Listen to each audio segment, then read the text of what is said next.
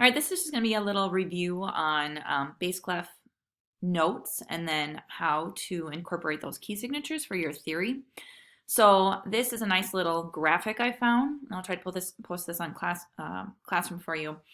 But just remember, space notes, all cows eat grass. Line notes, great big dogs fight always.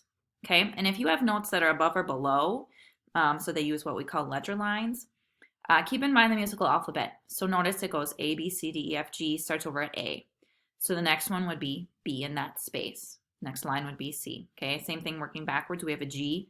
What comes before that? In the alphabet, you have F.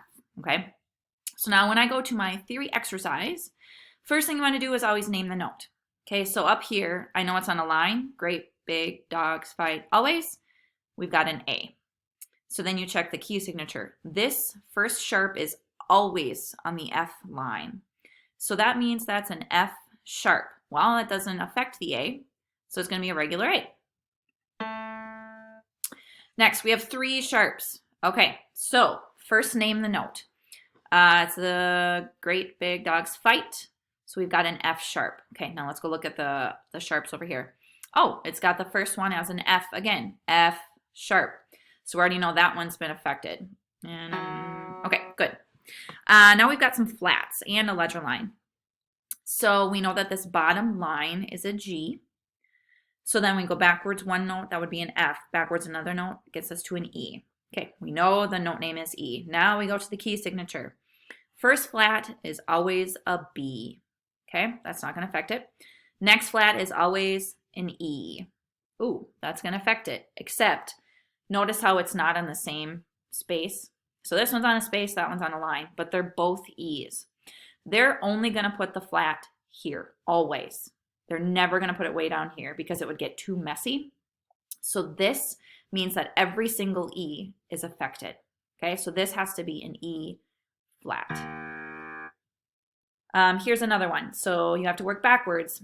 So there's a G. Right before that makes it an F. So check the key signature. This is always a B. Second one's always an E. Third one's always an A. Oh, looks like that's going to be a regular F.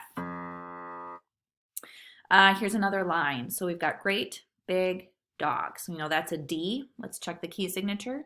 First one's always a B. Second one's always an E. Oh, so we know that's going to be just a regular D.